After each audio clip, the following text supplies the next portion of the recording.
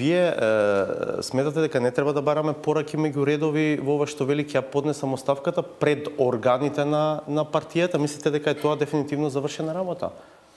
Ја мислам дека е дефинитивно завршена работа после изборите во декември и исходот од изборите во декември после локалните избори. Партијата не ја прифатат оставката?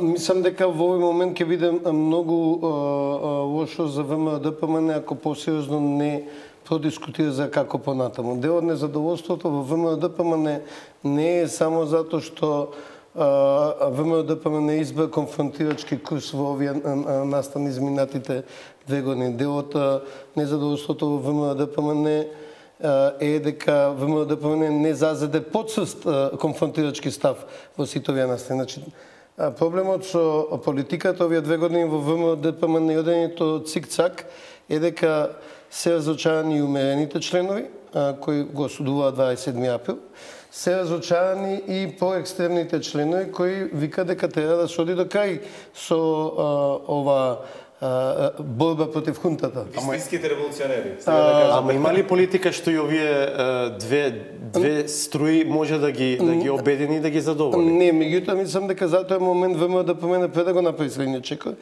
и затоа оставката на Груевски ја гледам како можност да ВМРО-ДПМН е малку потемелно разговара што ќе биде следниот чекор, бидејќи одлука за бойкот на собрание во овој момент или бойкот на совети или излегување надвор од институциите ќе биде многу погрешен чекор за Македонија, бидејќи Македонија е пред многу важни одлуки, прашање дали тој прозор што ни се отвора за евроатлантските интеграции во следниот период, прв пат после 10 години на ваков начин, ќе се повтори брзо. Значи немаме да имаме ние вакви шанси секои 5 месеци. Сега е шансата и ВМРО-ДПМН мора да најде начин како да учествува во Но новиот лидер сметате дека ќе може да го пренебрегне овој момент на апсења, на видни членови, на притворање пратеници. Веројатно допрва ќе следат ломови внатре во партијата врз основа на пресудите кои што ќе почнат да стигнуваат од обвиненијата на СЈО. Ќе може ли ВМРО сето тоа да го следи како дел од владењето на правото и потребата да се етаблира тој принцип и да учествува, еве, како што вие велите, конструктивно во реформската агенда? За 27 април предпоставам ќе збориме посебно од сега ова дискусија за лидерството во ВМРО-ДПМН. За подсетување дека при промената на власта во 2002 година над 130 видни функционери на ВМРО-ДПМН беа апсени. Ламбер Нудов, Војо Михајловски, низа други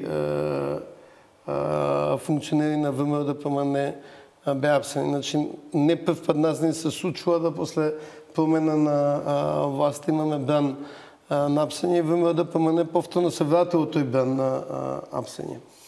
Прашањето е кој курс понатаму да се одбере и мислам дека досегашниот курс на конфронтација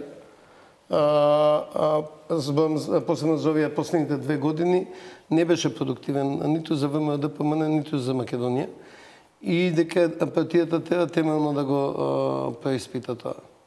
Вклучувајќи со размислување за нови органи и за ново раководство. Значи, предпоставам дека вонредниот конгрес нема значи само избирање на нов лидер, туку можност за малку потемелна реконструкција на партијата.